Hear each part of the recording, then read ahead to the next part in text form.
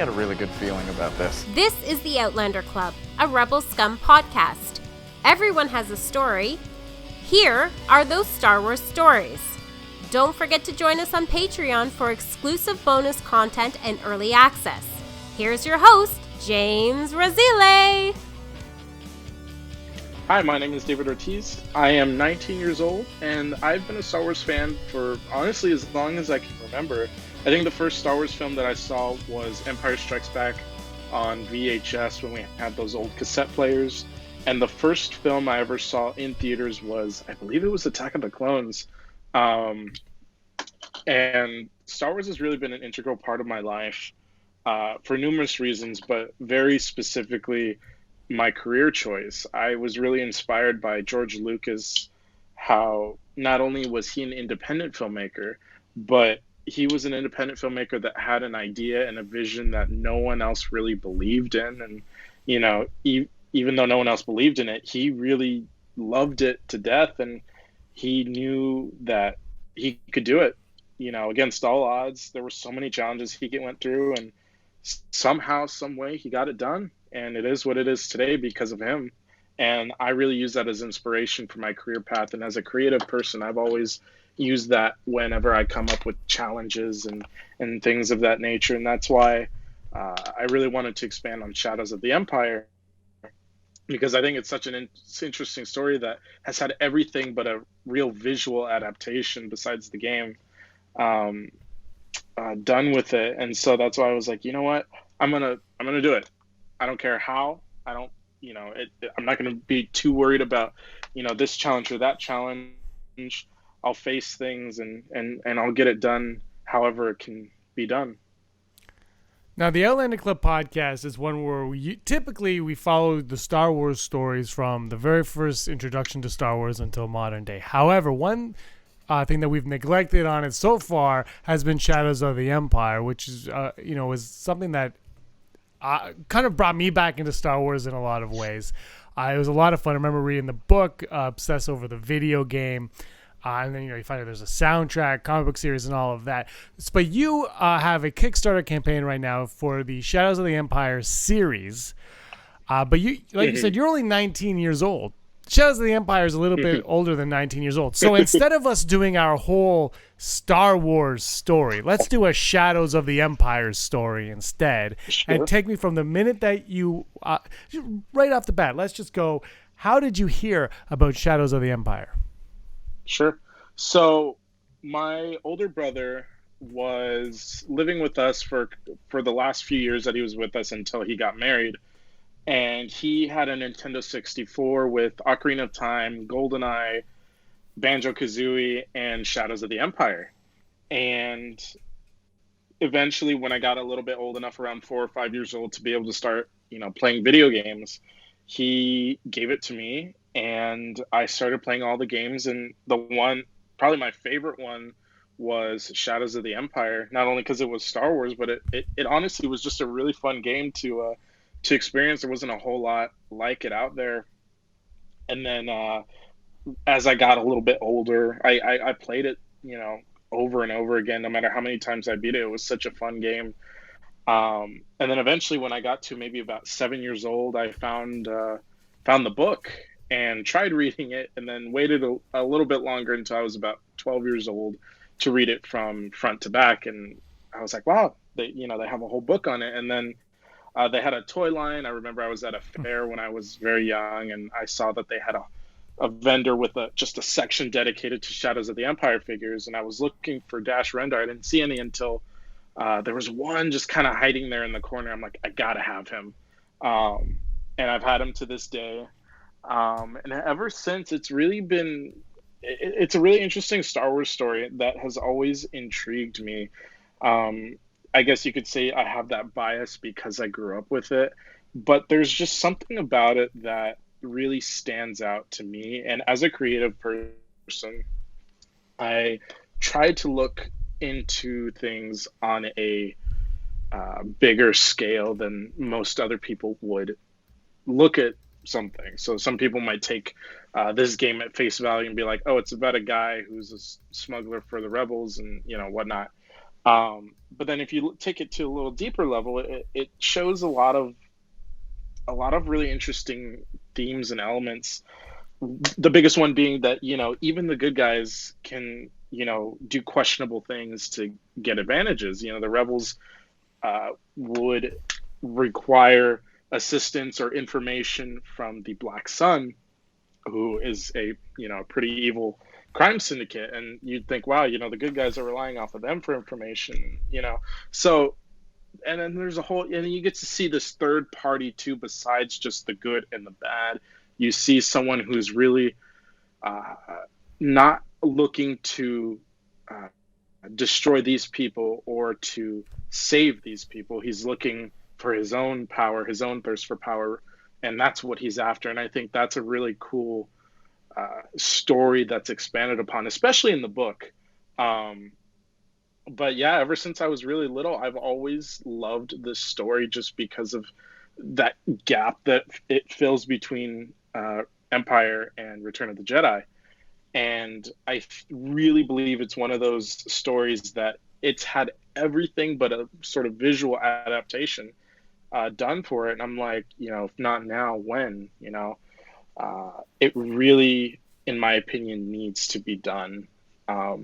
For the people who really enjoy it, because there's so many Star Wars personalities out there who play this game still all the time. Hello Greedo plays them, Eckhart's Ladder plays it. All these people play the game still. They read the books, they talk about the lore behind it, because it's just, there's so much there, and it's really just a fun story to talk about.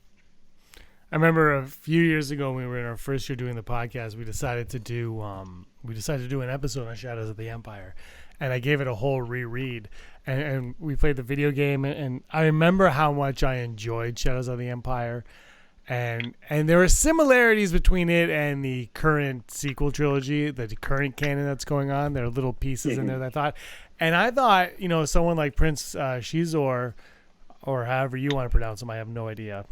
I thought I think that's how he's pronounced. That's how I pronounce him. I'm pretty sure. Yeah, I think the audio book is Zizor. I think they call. I'm not sure. There's some. Yeah. I think they all say Coruscant instead of Coruscant. So there's some, but I think that there's a place in current canon for Prince Shizor for sure, especially when we see Maul in Solo and stuff like that. So before we get into your project, what do you think about that? Like, do you think there's a place for these characters in current canon?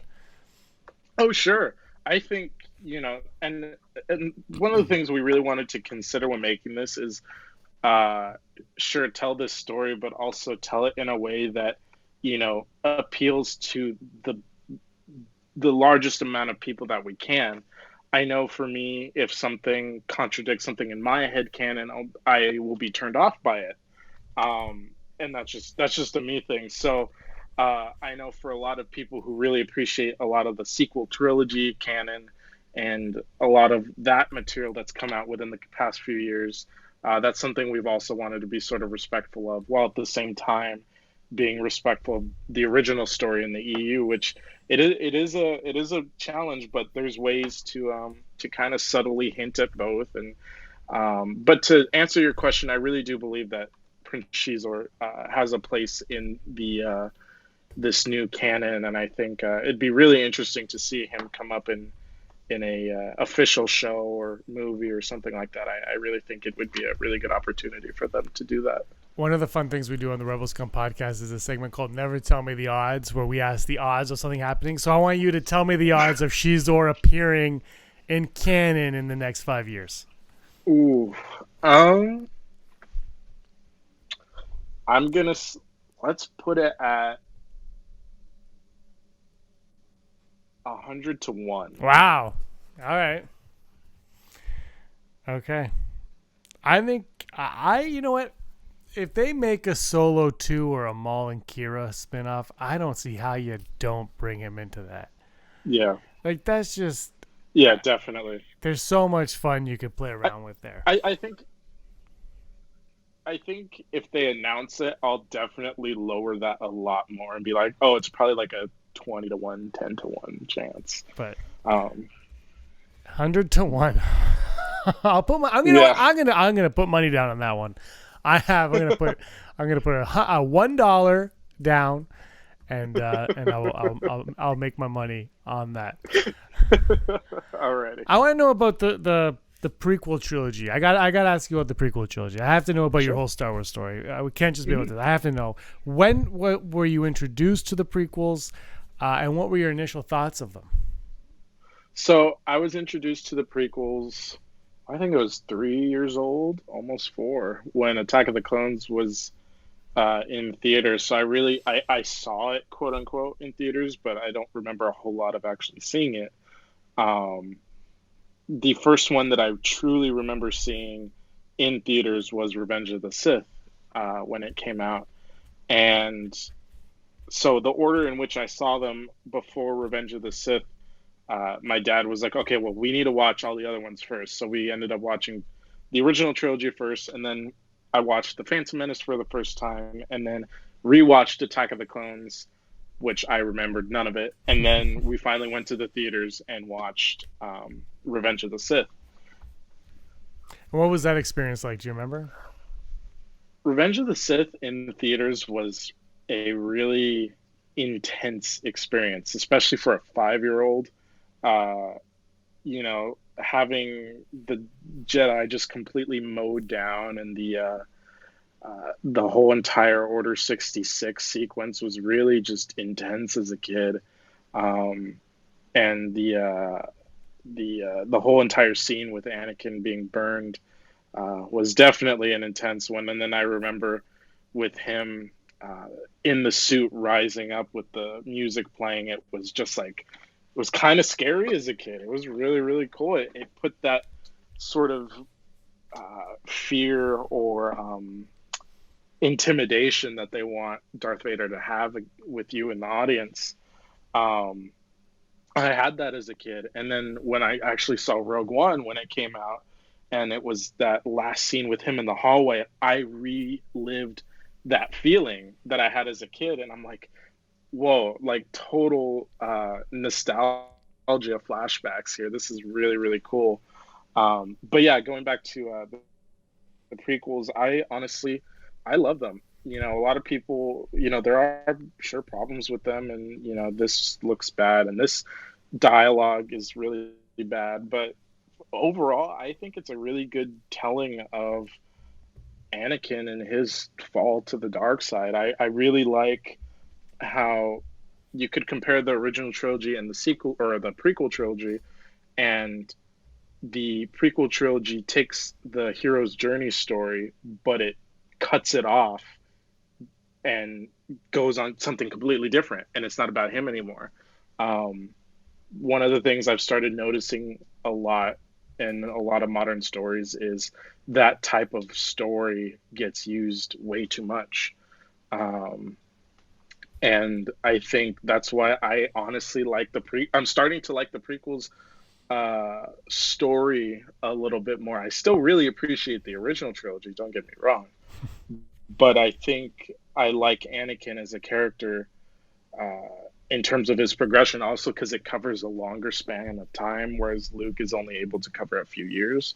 But that's the great thing about the sequel trilogy too, is his story is expanded even more, and the hero's journey style, quote unquote, is cut in the sequel trilogy. And that's also what I like about it too, is it really changes a lot of things that Star Wars has done for years. And it's like, wow, this is, something new, something we haven't seen and heard of before, and so really that's why I like almost every movie. Each one is different, each one is its own, and they have their negatives, but overall I see all the positives in each and every movie. You say that Shadows of the Empire, the video game for N64, had a huge impact on you. Revenge of the Sith had a video game for the Xbox 360. Oh, yeah. Is it 360 or was it just the original? I think it was 360. I think it was I had it. Maybe the original. Oh, PlayStation. Okay, whatever. It was on that generation of console. Let's just say that. Did that have any impact on you at all? Were you obsessed with that like you were with Shadows of the Empire? Oh, definitely. I love that game. I love that game to death. That game was so fun. It again, it was a type of game that we had never really had in the way that it was done. And sure, it was different from the movie in a lot and some of the story missions, but it was just so fun, especially with the combos and learning those. And then you have the co-op duel where you could duel even Anakin versus Darth Vader, and I thought that was really cool. And you have the second ending with a what if Anakin killed Obi-Wan, and that game, I had a lot of fun with that game too, and it definitely added to why I really love not just Star Wars, but Star Wars games in particular. I think there's something about each big title release that comes out for each generation that just pushes the boundary, or just changes the way things are done. And I think that is really what makes most big Star Wars games memorable, especially a lot of the older ones too, is they had different teams working on them, so you get different interpretations and different styles that would come out of that. And Shadows of the Empire, I think, is definitely my favorite one out of all of those, just because of the combat system was different, and that's what made it fun and challenging. The story was in a place you wouldn't expect, and the music was just something else too. Mm-hmm. The music, I think, is completely masterful. I think the music of Shadows of the Empire is very underrated. I think it is, to be honest. Okay, so in 2012, Disney purchases Lucasfilm. You were only a year old, apparently, because you're a baby. But did it have any impact on you at all? In 2012? Yeah, when they bought it? Yeah. I think I was like 12 or 13 at the time. But I was really confused, honestly. I'm trying to remember. I don't think it was Hello Grid. I watched somebody make a video about it on why they were really skeptical about it. And at first, I was totally like, man, no, this is horrible. It's going to be just so awful, and who knows what they're going to do with it. And at the time, I was also really upset because that meant that the Clone Wars was going to be canceled too, and that's a show that I've really been known for saying is probably my favorite show of all time.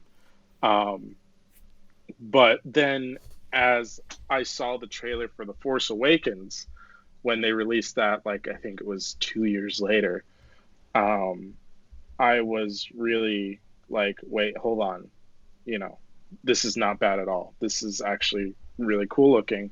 And then as the years go by, you have The Force Awakens, Rogue One, The Last Jedi, so on. And then now, just recently, you have Galaxy's Edge, which is just out of this world. I cannot even begin to explain that. But so after I saw the first teaser, I kind of had that. I basically had faith again that it would be. It would have good stories and that justice would be done for it, and that they wouldn't mess it up to the point where it would just be awful for me. But there was that period of maybe 2 years where I wasn't really a huge Star Wars fan because of that. But then once they released the teaser for Episode 7, that really kind of flipped the switch back for me, and I was right back on the Star Wars train. When was the first time you saw Clone Wars? Was that on? Did you see it in the theater, or was it on TV? Yeah, the first time I saw it, I think it was like 2008 when the film came out. I remember going to the theater after school. I had my dad take my Clone Trooper helmet with me, and this was back in the day when you could wear helmets in movie theaters. And then I remember just sitting there, and I'm just totally mesmerized. This 8-year-old kid is just mesmerized by this movie. A lot of people don't like it, for what it is. And as older as I am, and the more I've studied stories and all that type of thing, I definitely see what people's grievances were for a lot of it, but I still think it's it's not that bad as some people made it out to be. But I remember seeing it in the theater, and it was just like, whoa, this is really cool. Not seeing a Star Wars movie since 2005 in the theaters was really, really cool. I thought, oh, there's not going to be anything like this ever again. And how wrong was I? But it was, again, there's just something magical as a kid seeing just Star Wars in a theater, and I think that's the biggest thing, even as adults, is no matter how good or bad the movie may be, overall, if you really sit down and pick it apart, when you're in that theater and when you're experiencing it, you're not worried about that in the moment. You're not worried about that at all. And you're that perfect age too. You're 7 years old, 8 years old, and that movie, the first 4 episodes, whatever you want to call them, they really kind of were. I felt more for children than adults. Let's say, because I was, how old was I? I was like 20 something at the time. So it was kind of I wasn't that interested in that. Now the show itself obviously kind of evolved and it became something that was, that we could all talk about and love. But what was your first impression on Hisoka? I honestly, it was really funny. I honestly related to her a lot because you have this kid coming in and she's very inexperienced. She acts like a kid and she grows along the way. And up until the former end of the show, since it's back now, but up until the end of the show, I kind of grew up with her as she grew up, in a sense. I matured through school, while in the show she was maturing as a Jedi, and so it's really interesting. But you see the similarities on how a kid who's watching this character grows up with them over the next 5-6 years, and so that's why I never really found her super annoying in the beginning, because I related to her in a sense. It's like, oh, there's a kid growing up. And so that's why when the season finale of, I think it was season 5 came, it was really emotional almost, because it's this is just a character that I've grown up with, and it felt like it was me going through that as well, because I've been through situations where that type of feeling is of feeling alone and feeling like nobody trusts you or nobody's on your side, and I really related to that a lot too. So it's something really amazing to be able to relate to that and on a really powerful level. And so I've always liked Ahsoka from the beginning. And then obviously you like where she's gone now, the character she's become. Oh, definitely. I think it's, even in Rebels, I don't like Rebels as much as the Clone Wars. I appreciate the things that it does, though, for a lot of characters and certain things that are done within it. But overall, I haven't really invested a lot of. I don't think I've even watched almost half of the show. But the ones that I did watch, included like Ahsoka and Maul, and seeing her story continued and then just kind of leaving off in that Rebels cliffhanger was again, it was really cool. It felt like, you're reuniting with this long lost friend and you're going on a new journey with them. And I like how they did it in Rebels. I really do think that they did a good job with her character in it. Yeah, I thought Ahsoka in Rebels really, I don't want to say redeem the character at all, but I think for anyone that was skeptical after Clone Wars, they really brought her to the forefront and made her incredibly important and powerful, in a character that I'm more and more interested in and intrigued by every Star Wars minute, on a personal level. So anyway, Force Awakens is about to come out. You are a teenager. You're a Riley teen. You're angry. The angst is flowing through you. But this Force Awakens trailer drops. Do you remember watching that for the first time? I remember staying up the entire night watching, or the day before, I actually had a marathon. I went from 1 through 6 the entire, starting in the morning all the way up until like I think the evening, and then I waited for it to drop, and I kept refreshing YouTube and whatever page else I was on, and then I finally saw the trailer drop, and I clicked it, and I'm like, just my breath was taken away. I couldn't, I could breathe, but I was just like, my mouth was agape, and I was just like this is real. This is happening. I never in a million years thought that would happen. Even when they announced it, I'm like, there's no way. And then when I really saw the trailer, I'm like, wait, this is happening. And I was like, wow, I'm excited. I felt like a kid again, like a little kid again. And I'm like, this is going to be another fun experience to continue growing up with even more. So that was really fun to experience that. When was the first time you saw The Force Awakens? I saw it opening night. Whatever year it came out, was it 2015, I think? Yeah. Opening night, I remember my dad and we had ordered our tickets way before. And we stood in line with the biggest line of people I've ever seen in my life for anything. And I remember we watched the original trilogy again over right before, just to stay on that new note. And there were people having like lightsaber duels in the lot, or people people from the R2 Builders Club brought their droids and everything, and there were 501st people in their costumes, and it was a really surreal experience. And I was like, wow, this is cool. And then so the second that I remember the Lucasfilm logo came on, people started clapping, and I'm like, this is real. Hold on. And then a long time ago, Galaxy Far, Far Away fades out. And then I was just waiting for the Star Wars logo to hit with the music and everything. And the second that it hit, man, I've never felt like that since.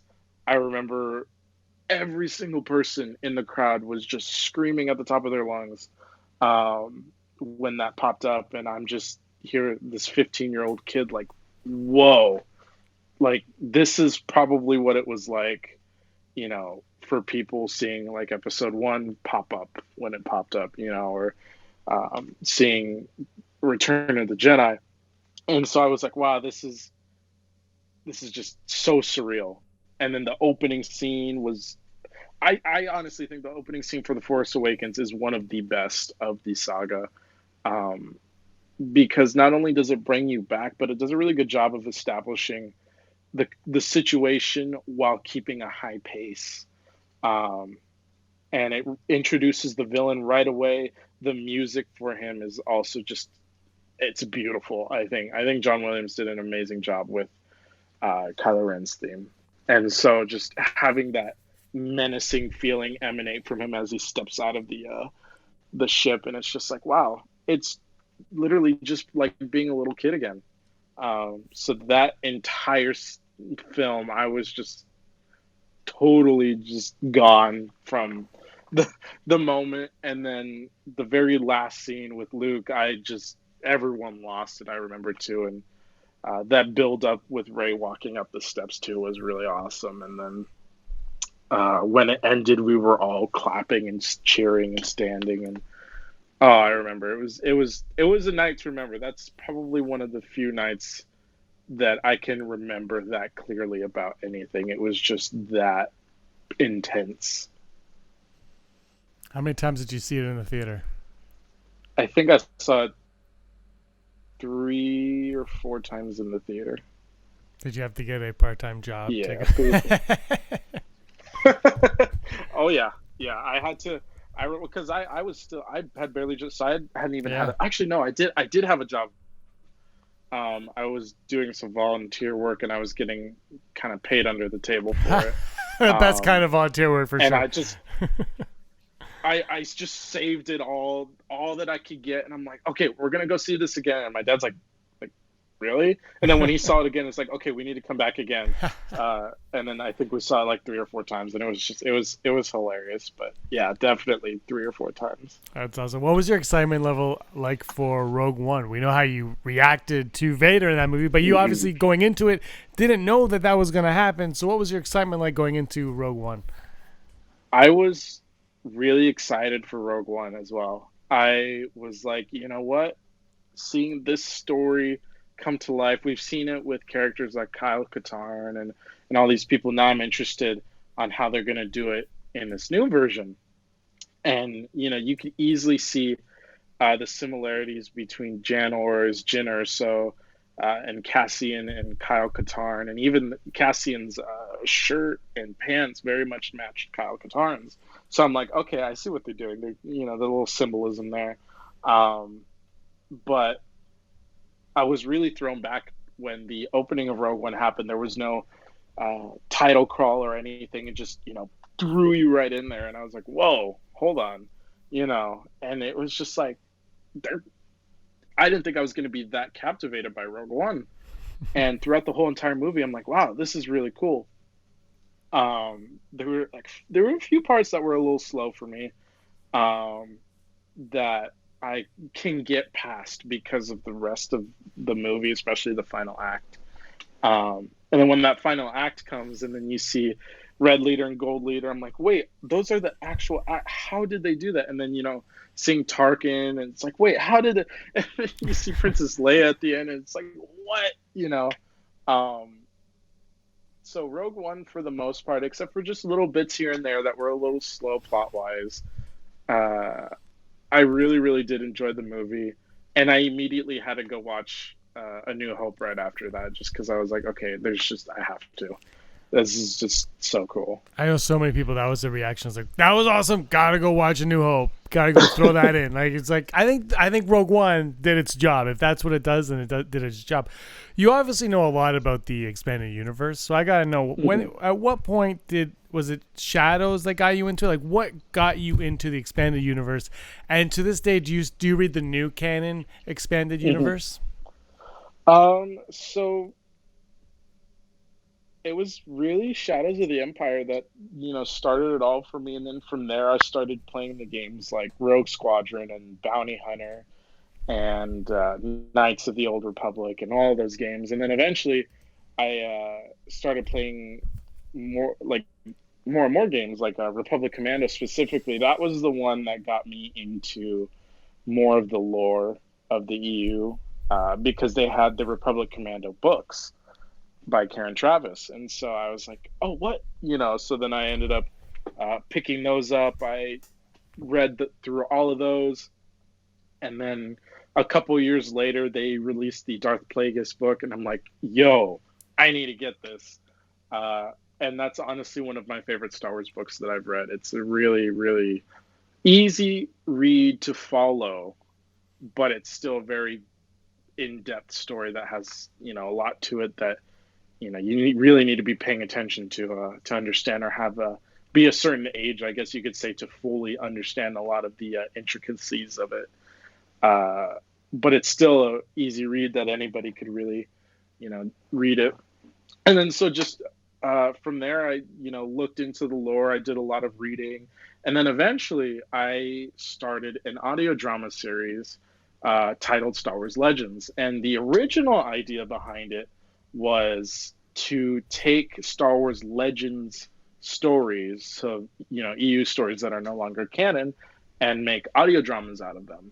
And so I started with the original plan was going to be, the first season was Knights of the Old Republic era, second season would be the Clone Wars, and then third season would be Galactic Civil War between the Empire and the Rebels. Well, eventually I decided that, well, they have the Clone Wars and they have the books for the new canon, and the Clone Wars is still canon, so I'm not going to try to, you know, tell some new things with that. And then Galactic Civil War, they started doing things like Rogue One and Solo, and I'm like, okay, I can leave that alone. So I ended up dedicating the entire series to the Knights of the Old Republic era and really delving into Darth Revan's backstory. I think my favorite character in all of Star Wars, besides Obi-Wan, is Darth Revan, because he really encapsulates this whole middle ground type of thing, understanding morals, but at the same time understanding that just sitting around and doing nothing does not get things done, and innocent people die because of that, and action needs to be taken. And his entire backstory from Knights of the Old Republic is really fun too. And so I was just like, you know what, I'm going to make the whole series about him. So the first entire season, which is actually going to have the season finale done or released in about a couple weeks here, is just about him in his youth. So about 14 years old, I think it was, how he kind of just became a Jedi from being a nobody, being a scavenger, or just really this nobody. I never bothered with telling who his origins are, because I really liked how they did that with Rey. They didn't bother telling about who her parents were or anything. They just are like, here, this is her adventure now. Worry about this. Mm-hmm. And so I kind of took that and was like, well, I'm just going to say, he's a stowaway on a Mandalorian ship. We don't know why. He's been running.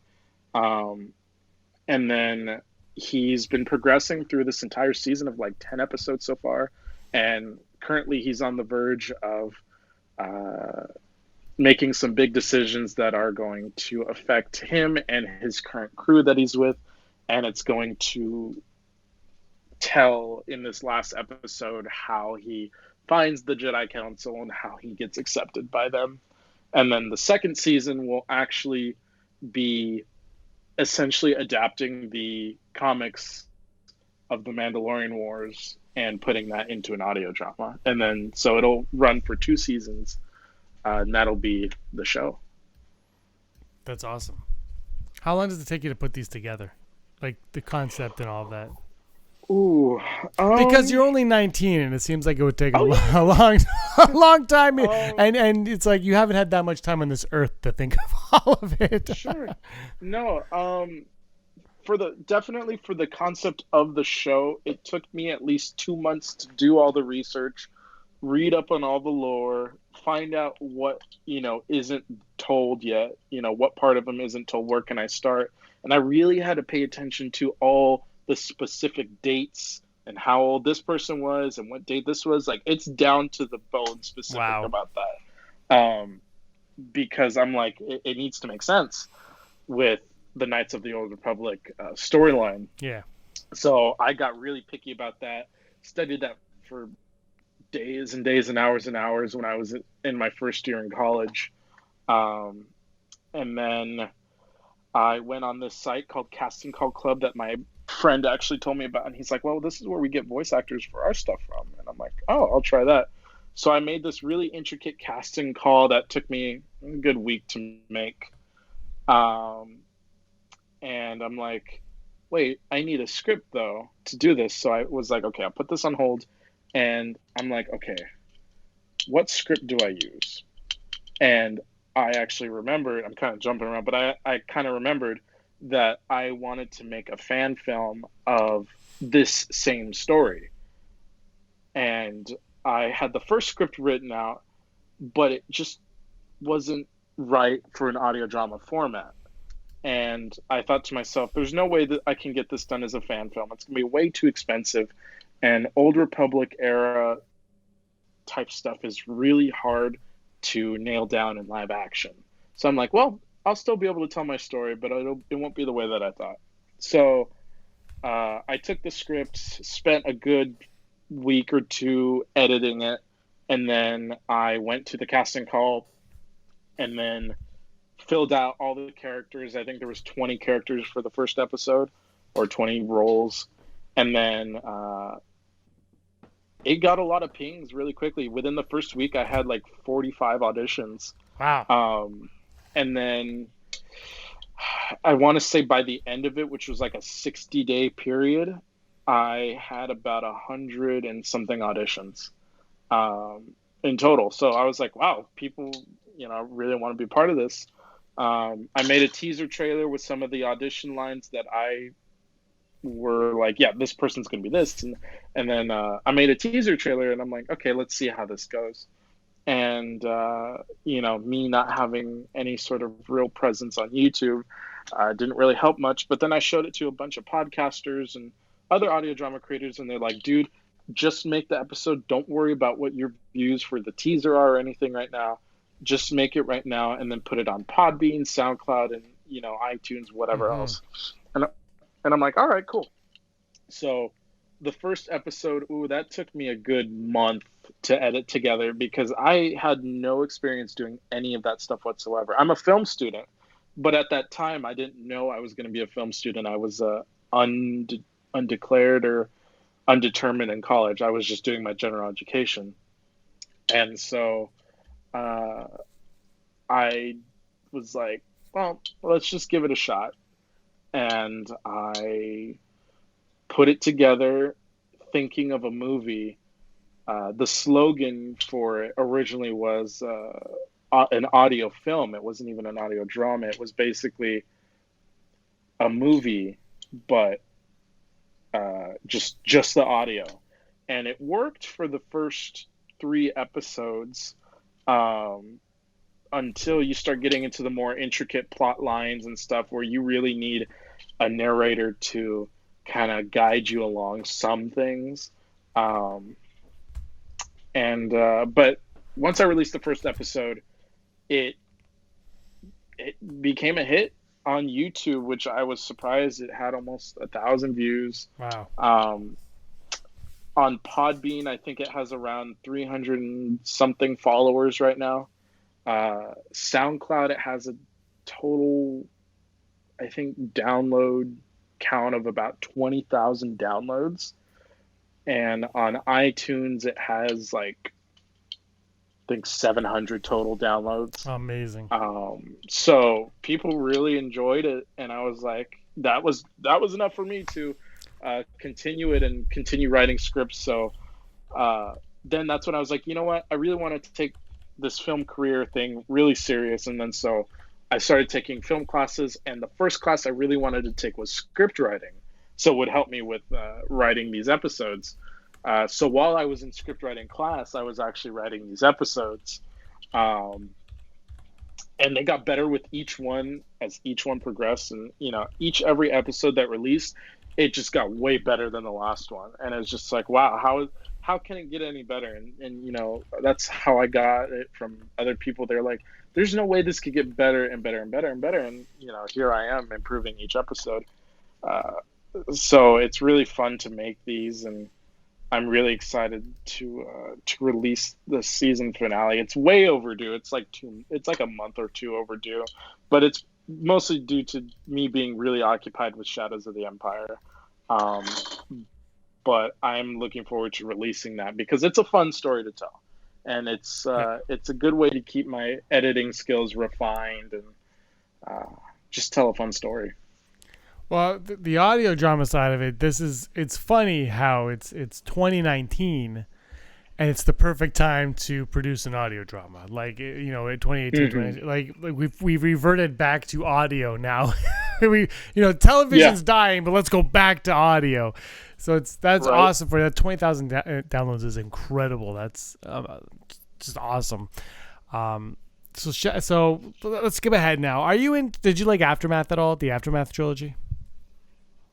Did you read it? I haven't read the Aftermath trilogy. And I think you asked me this question a little earlier, but I haven't read a whole lot of the new canon books just because I'm lazy. Let's put it that way. Fair enough. I haven't read a book from cover to cover in just such a long time. It's really been that long. But I'll take if it's one that I'm not totally I have to read it because I don't want it spoiled. But for the most part, I'll just kind of look up synopses or summaries of it, and just kind of take in the information that way. But from what I gathered about the Aftermath novels, I definitely have to read it to form an opinion because I've heard both. I've heard both sides. I've heard people say that they're really, really bad, and I've heard people say that they're really, really good.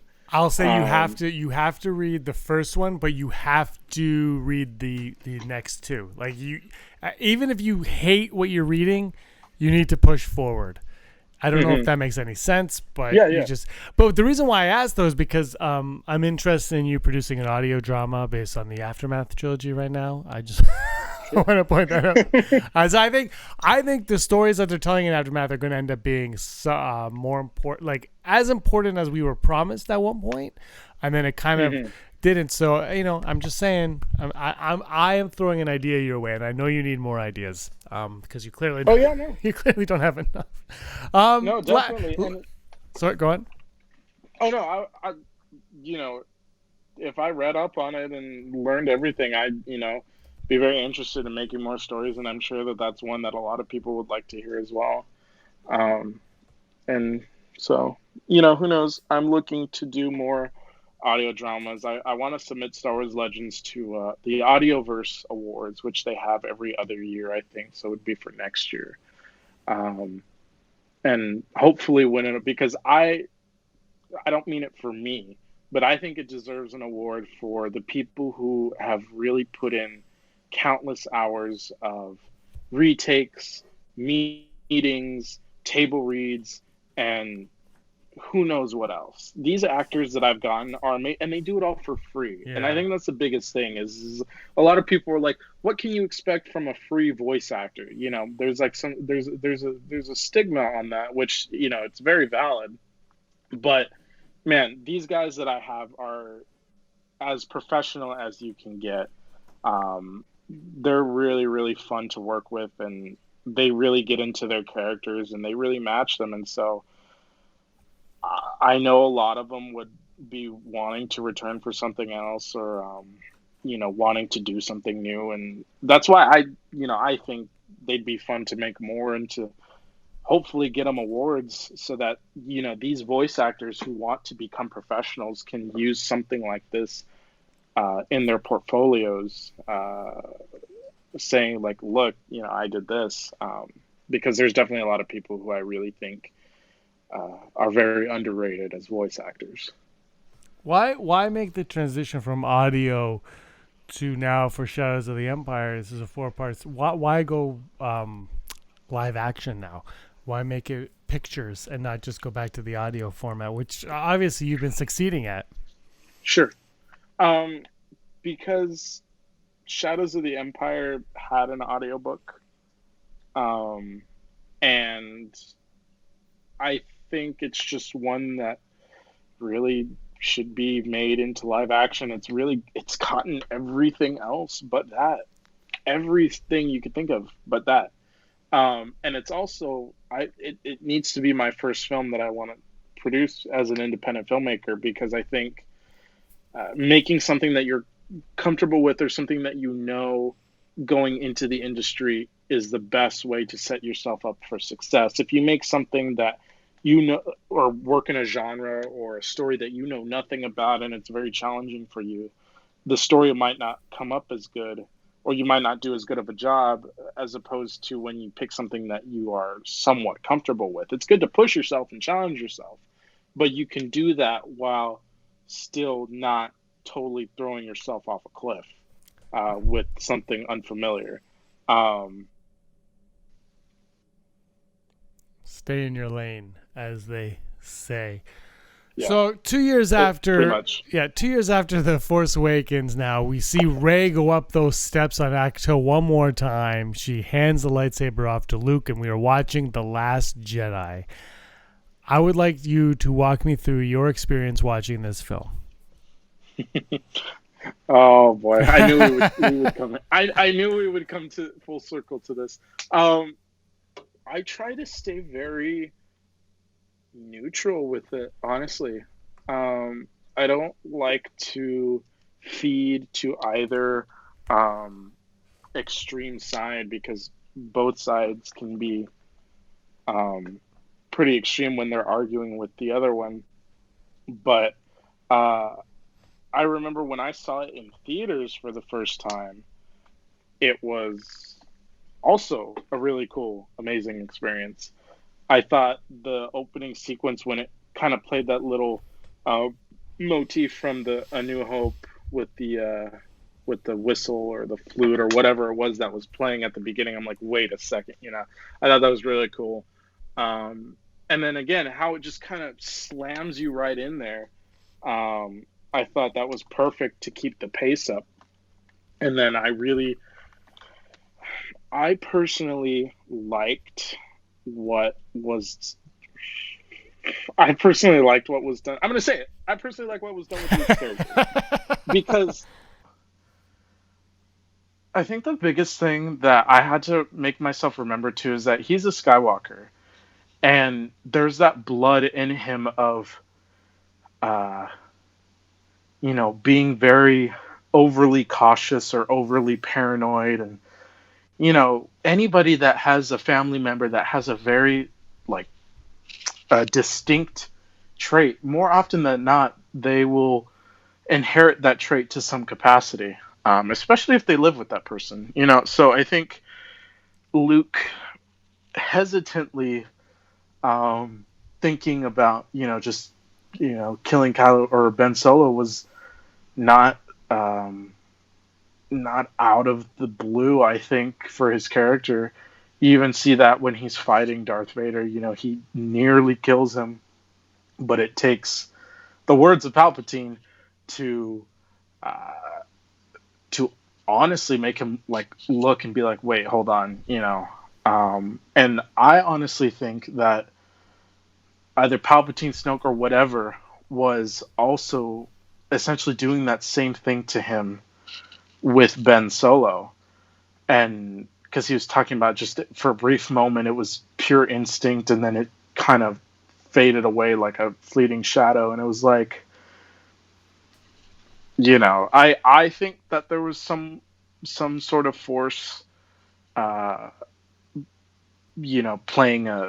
playing some sort of game with his head there. But either way, for him to see everything that he would do, and to want to stop it, or just any way that he could, that's not unheard of for a Skywalker. Literally, Anakin did that exact same thing to stop a dream that he had. Just a dream. It was just a dream that Anakin had, but he ends up killing thousands of Jedi and literally killing the person he dreamed about that he was trying to save. Like, if that's not just as ridiculous, if you know what I mean? So I think that was not out of the ordinary for him to do. Now, the one thing that I'm like okay about, like, or not okay, but like that I agree with on the negative side of it is that like he kind of held it for a little bit long. Like he was just like, no, like no. And then I also had to remind myself that Yoda was very much the same in Empire. He did not want to train Luke because Yoda had essentially failed. He was trying everything possible not to train Luke just because he was the son of Vader and he didn't want to make a second Vader. And it took Obi-Wan to convince him.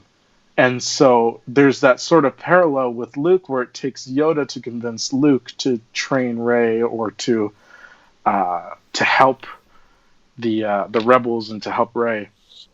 And so I think, that's not that far-fetched either. And so that's why I'm okay with that as well. I think they could have shortened that a little bit, and because he did keep it dragged on.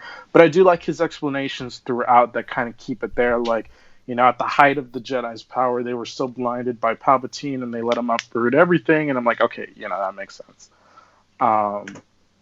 So that's all fine and dandy. The two biggest complaints, though, about The Last Jedi that I have are Finn's character is severely underused, and Canto Bight.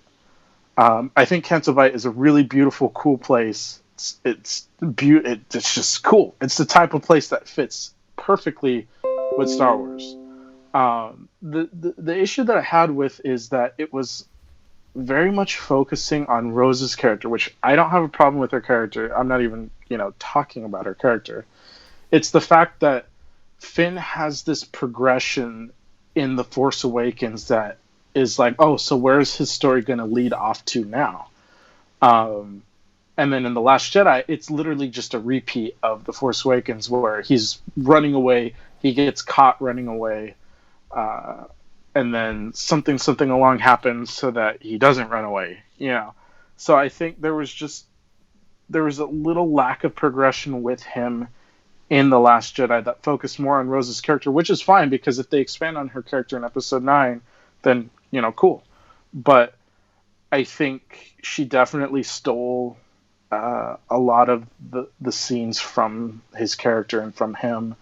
And that's why I'm like, you know, about it. I think Poe's character was really, his progression was really well done, though. It has, you know, him in Episode 7 being this cocky fighter pilot and, you know, just essentially do whatever you can, do whatever I want, and that'll solve the problem, you know, even if things happen along the way. But then he learns this lesson in The Last Jedi that, you know, you can't just sacrifice people left and right, even if it means a small victory, you know, at what cost is kind of the lesson. So I love his character progression. I think the other thing that bothers me a lot too is the lack of use of Captain Phasma. In Force Awakens and The Last Jedi, she just gets picked off really quickly at the end, and there's no sort of real rivalry between her and Finn. Finn never loses to her really. In The Last Jedi, they get caught, but it's not because of him or her. It's because, you know, DJ turns them in. And so I think I definitely don't think she'll be back in Episode 9. That's just me. But I think it was a bit of a wasted opportunity for her not to be a direct rival with him throughout the film. So you see her emotions with it, you see his emotions with it, and if they have some sort of backstory, you know, whatever it may be, and you'd see that from him as a child, her, like, whether it's abusing him during training or whatever it is. I think that she could have been utilized a bit more. Other than that, though, I think it's I love the Porgs. I mean, yeah. Come on, who doesn't love the Porgs? They're so cute. I think the Battle of Crate was just absolutely beautiful. I loved that entire sequence, and I specifically love the scene with Gareth Edwards when he's a rebel soldier and the guy next to him licks the salt and he's like, it's salt. Yeah. And I like that scene. Just the look that Gareth Edwards gives is just so funny. Yeah. But other than that, I think it's overall a good movie in its own regard. Again, like I said earlier, I think each movie is good in its own way. None of them are just drop dead horrible. I think it does have a lot of things that I have a problem with, but I don't hate the movie. I tell people I have a love-hate relationship with the movie. You know, and the whole other thing is that with the throne room duel, I absolutely loved the duel. When I was in the theater watching it for the first time, I was like, whoa, I was not expecting this. Like, I kind of saw it in the lead up a little bit, but I wasn't sure. And I'm like, he's definitely not going to kill her. There's no way he's going to kill Snoke. And then, you know, he kills him. I'm like, what? You know? And then that whole battle goes on. But from someone who has some choreography experience and who has studied a lot of ways of the sword and things like that, and fighting in the Saber Legion as well. There's a few things about the throne room duel that just really irked me, but you know, to an everyday person where they don't know, you know, this is how this works and this is how this works, you know, they wouldn't have a problem with it. It felt more like a dance and this isn't necessarily a bad thing either. It felt more like a dance than a battle, but it also felt like a battle, and it was good. It again, love-hate relationship. And I think the thing I just don't like the most about it is the Praetorian Guard captain who has the two short swords, and he just magically loses one, where he should have stabbed Rey right in the back when he grabbed her. I'm like, that's the one thing I did notice in theaters. I'm like, wait, where did it go? And I just played it off as like, oh, he probably dropped it somewhere and they just didn't show it.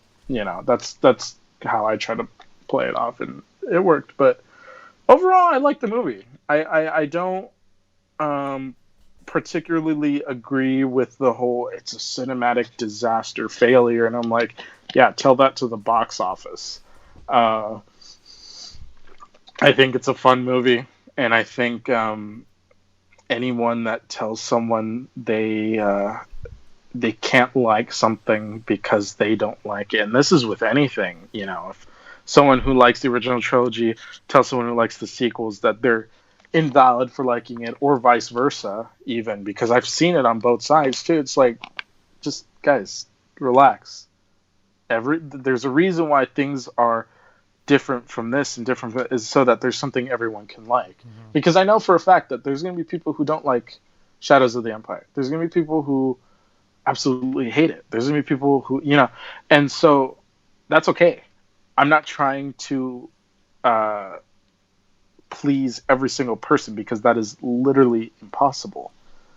The thing I'm trying to do is to bring this story that is loved by pretty much the majority of the fan base, and do it in such a way that pleases different audiences of the fan base. So whether that's nods or intricacy or whatever it may be, and do that to the best of my capacity. But I'm not at all worried about, if someone doesn't like it because of this, because, sure, I respect your opinion and I will consider it while I'm making it, but I want to make the story that I want to make for the people that I want to make it for. At the same time, being respectful of people's opinions and, that sort of thing. So I think the biggest thing I would say is just, if you like something, great. But if you don't like something else, that's okay. It's okay not to like things. People forget about that. How many times did you see The Last Jedi in the theater? I think I saw it 2 or 3 times. Any movie that I see, I will, if it's a really big movie like Star Wars or Avengers or just a really, really good movie, I will see it a second time just to really be like, okay, now that I've experienced it how they wanted me to, I wanted to watch it again, not only to enjoy it, but to kind of pick it apart and be like, wow, they did this, and oh, this is how they did this, What I like about my brain is I could shut off the critical part whenever I want, or shut off the general viewer part and do either or whenever I'd like throughout the movie. But yeah, I'd seen it about maybe 2 or 3 times in the theaters as well. What about Solo? It came out just a few months after Last Jedi. Obviously, there's a lot of talk about how it bombed and crashed and burned. Did you go see that in the theater? Oh, yes. I saw that one opening night as well. What did you think? I loved it. I thought it was great. I thought it was fun. And that's sort of the feel that I want to bring to Shadows of the Empire is maybe up the color grading a little bit, but just a little bit more brightness. But that sort of feeling, it feels like an adventure film. It feels, like it's a genre almost. Yeah. I think films that could fit within it are like Indiana Jones, or like I'd like to call it the Harrison Ford genre. Is that's honestly so I thought it was a really fun movie. It was really, really cool, and seeing a lot of nods to other things. And I honestly like how he got his name. It's not so much a name, but it is, and it's just like, it wasn't this big grandiose thing. It was just like he was a nobody, and that's how we got it. I think that's just, it's subtle, and it's like, whatever. And people have their things like, oh, they have to say this and they have to say that because cliche, or but I'm like, well, yeah, if you're telling a backstory after you've seen all the movies, you may or may not get annoyed by them referencing something because they have to. It's a backstory. Mm-hmm. But I really did like, especially the relationship between him and Chewbacca and how that's formed. And I really, really think they nailed Donald Glover as Lando. I think there couldn't have been a better choice. I think he was absolutely amazing, and he was really, really cool to see on screen there. It was really fun. I agree. I love Solo personally. I had very little problems with it. I thought it was a lot of fun. It's not like the most amazing movie I've ever seen, but sure. It was just a fun movie, and that's why I went to the theater to go see it. I just wanted a fun movie, and I thought Woody Harrelson was really good in it. I was really happy with that, and I love and Maul coming up at the end. Like I said earlier, I thought that was great. And I think that opens the door for someone like Prince Shizor to make an appearance in canon in a new novel or a new series or whatnot in the future because of that with Maul. So now let's get into your own personal Shadows of the Empire 4-part. It's a 4-part series, correct? Yes. So 4-part series. You're kickstarting it right now. You're going to make this thing. When do you have a start date in mind? It's very contingent on, if it gets funded via Kickstarter, or if it gets funded via an outside source, or if we have to restart the Kickstarter for whatever reason. The ideal start date of production, actually, we've already started production, honestly. A lot of the funding is just to elevate it to the series level or to a broader story level, because no matter what, we're going to be making a short of Shadows of the Empire, quote unquote. Because we have the interior cockpit already made. It's actually being lent to us by a man named Greg Dietrich, who was part of a Millennium Falcon cockpit replica project that went on for like 7 years, I think, and they were featured on Wired and ABC News. And I reached out to him, and he was like, yeah, dude, just get in touch with the guys that are in possession of it now, because they tour for different cons and stuff. And he's like, just kind of coordinate, and whenever you'd like, go ahead. And I think the beauty of the Outrider and the Falcon is that they're really just sister ships. There's a couple things will definitely change to give it its own feel, but for the most part, there's not a whole lot you have to do to change it. And I think that's the fun part about it too, is like it's there, it's already ready. But yeah, production has already started. We have a replica mouse droid that we've used files from the replica or the Mouse Droid Builders Club. They are their leaders were greatly they were very kind, and they let us use a lot of the files and join their group and become a builder. And we ended up creating a third companion for the crew of the Outrider, because we thought, you have Lebo and Dash Rendar, but wouldn't it be cool if you had like a third, sort of like R2D2 or T3 M4 or whoever else. So we ended up thinking like, what's an interesting droid we could pick without, because we didn't want to make something entirely new, because that would, be it could turn out really, really bad. Mm-hmm. So we thought, let's pick something that is familiar, that's cute, and that can have its own sort of background. So we thought, what if we do a mouse droid, but we make him scavenged or repurposed? So the whole thing with him is that he is a former Imperial mouse droid that was scrap, basically, and Dash Rendar found him, repurposed him, and renamed him Scrapper. and he is this cute little white mouse droid. He's got blue ridges. He's got a cute little antenna. And he is basically the R2D2 of the Outrider crew. And he's actually, without spoiling too much, he's going to play a very big part in the episode that is going to have the Death Star 2 plans, and how the Bothans and Dash Rendar actually get the Death Star 2 plans. So, we just finished building him actually today. We have a costume already going for Dash Rendar. We have a prototype pistol, which is more based off the one, I believe, from the comics. The one from the game is really just Han Solo's DL-44. So we thought, why don't we pick one that's more unique to him? And we are going to put that little cable that attaches to like a belt clip. And what we're actually going to do is he's going to have a set of different ammunition options that he could actually choose from. So you'll see on screen that he can choose from a regular blaster, he can choose from seeker missiles, pulse cannon, flamethrower, and disruptor. So I think those were some of the really fun items you could use in Shadows of the Empire 2 in the game.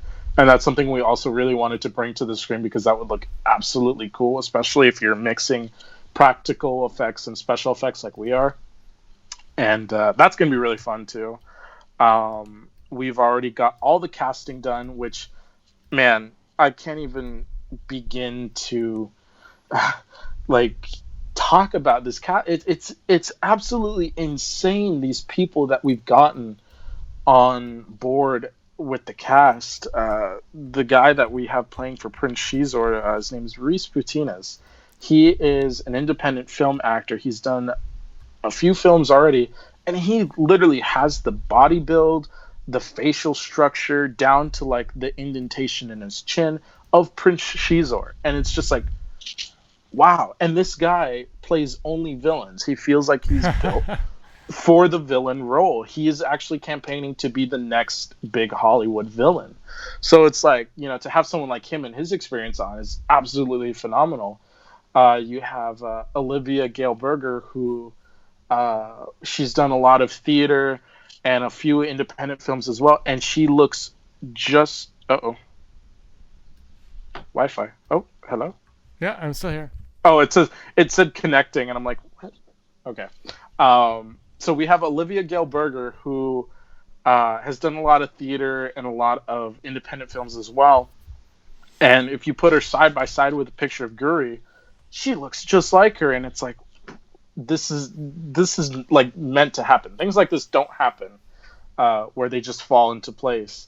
And then the main actor that we have for Dash Rendar, Lance Bonza, this guy is absolutely phenomenal. Not only is he a really nice and laid back kind of guy, but he has that goofball sort of personality that Dash Rendar has, but also that, charismatic, swashbuckling type of personality, this sort of charming, pretty boy type thing, attitude that Dash has going on there.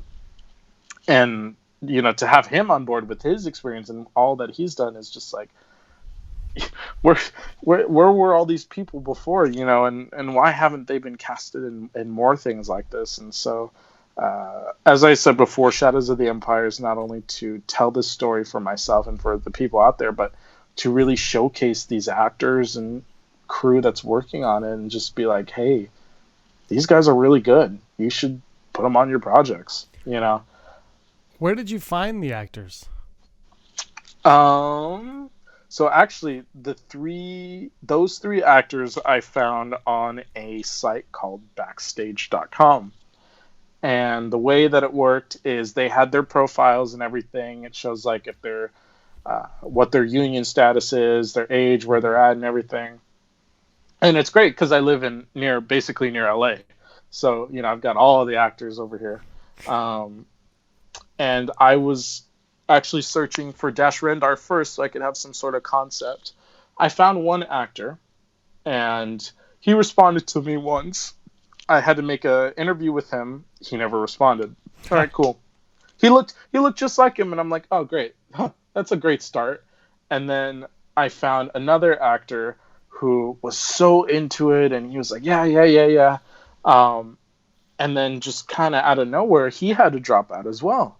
And I'm thinking, this guy looked just like him too. Like, great, because I had to go, I think I went through about almost 2,000 pages of profiles until I found Lance. And then when I found Lance, I actually hadn't had him as my first choice. I picked some other guy who never responded to me, or responded back to me, I should say. But Lance responded to me. He's like, yeah, man, if it's still open, I'm totally down. It sounds really cool. Send me some more info. And at first, I'm not going to lie, I was a little hesitant. And it's just because of the picture that he had. I'm like, But then once I did some more research on him, and I did see some of the films and commercials he's done, I'm like, wait, this guy would make a perfect Dash Rendar. So from there, I did an interview with him, and it ended up working out. And then with Reese, actually, he was the only person I ever had to reach out to about Prince Shizor. He was the first person I reached out to. He responded back to me like an hour later, and I'm like, this guy, this is it. This guy is it. And he's been on board since day one, since I started looking for him. So I'm like, wow, you don't ever find things like that ever. Yeah. We have 2 actors from Casting Call Club who are going to be the voice of Palpatine and Darth Vader as well, which I don't know if you've heard of this YouTube channel, but it's called The Comic Experience. It used to be called Crate Dragon Films, and they have about, I think, 15,000 subs, and they essentially take different comics. So they have the new Marvel comics and the new Star Wars Marvel comics, and they dub them with voice actors. The voice actor that we have for Darth Vader, I think his name is Kevin Urban. He is absolutely phenomenal as Vader. I'm blanking on the actor's name, but he sounds just like the Vader from The Force Unleashed. And he's just, oh man, this guy's amazing. He was actually in one of the teaser trailers, I think, and we also did a comparison video with him in the original, and they sound just so similar. And it's like, wow, he's got the intonations, the breaths, everything down. And then same thing with the Palpatine actor. He is actually Palpatine for our Bounty Hunter series, our Bounty Hunter audio drama series that we're doing. And he is just phenomenal. This guy is like amazing as Palpatine. He's as Palpatine as you get. Awesome. So, we got them. We've got a guy who is doing the voice for Boba Fett, who is also from Casting Call and the Comic Experience. And this guy just sounds like Jango Fett and Boba Fett. He is so cool. 100% sounds just like him. It's insane. This type of thing doesn't just fall into place like this. And that's what still baffles me today. And that's why I keep saying, no matter what, this is going to get done, because these type of people don't just come together like this quickly in this type of manner. And so I was really excited to have him. And then we have a physical actor who will be playing Boba Fett, who has the perfect build for it. And then in terms of crew, it's, oh man, that's a whole nother thing. Without getting into a whole spiel about the crew, we've got people who have years of sword and combat experience. We have prop builders that have made a lot of short sci-fi films, or they have their own production companies and stuff, and a lot of 3D printers who make a lot of things. And just the list goes on of the support. We've got the 501st and the Rebel Legion on board with this as well. I'm trying to think. We just have so many people on board with this and who are helping out in various ways. We've got a really good director of photography who has done some amazing work, and he's a big Star Wars fan too. So it's like, this is amazing. Again, and this is just a guy that I know. He's just one of my friends, and it's just so happened that that is his profession. And I'm like, can I steal you for this? And he's like, yeah. So, and obviously a lot of these people, especially the actors, are being paid, and that's what some of the budget is going to. But, like I said, this thing just doesn't happen like this. And so that's why I'm really pushing to get it made, even if it doesn't happen the way that I dreamed it to be. It's still gotta happen. It's just, it has to. It'll happen. I gotta ask you one thing though, because you kind of alluded to this earlier, but for those the people that have read or played the game or comics or whatever of Shadows of the Empire, how is this going to be different from Shadows of the Empire, from the Shadows of the Empire that we know? So the biggest thing that we are doing is we're adding locations and things in between. So, for example, when Dash and Lebo leave Hoth, the next thing is you get a credit sequence, and then he's instantly hired by Lando and Leia to find Boba Fett. But there's no in between. He had to have done something in between there. So we're adding a known planet in the Star Wars universe. I believe it's at Zeri. And that'll be in the first episode, just kind of really expanding on his character. We're going to have a cantina scene, a really fun duel scene with an original type of trooper that I think people are going to absolutely love. This trooper is, whatever they call it. They're called the Reaper Guard, and they are essentially like the Royal Guards. They're just another type of, sort of escort trooper that are just, they look so amazing. So there'll be stuff like that, and then we're really going to show things that weren't shown. So, for example, like you'll see the conversation between Vader and Palpatine during Empire Strikes Back, but from Palpatine's throne room with Prince Shizor there, and yes, how that all works. And again, it's going to really bridge the gap between what we've seen and what we've heard, and adding new material. I can't say a whole lot of what the new material we're wanting to add in terms of story, but there's definitely plenty to go around, and I think people are going to be really, really excited about who they're going to see, what they're going to see, and even some of the surprise appearances that are going to be there, not only as a character, but the person playing that character. Voice actors in particular, too. I think a lot of people will recognize one of the voice actors. But, yeah, there's just, people are really going to like it. And I think, to finish answering that question, we really, honestly, I'm just kind of retracing here, but it's really, what I said is we're just trying to collect my thoughts here. How would I word that?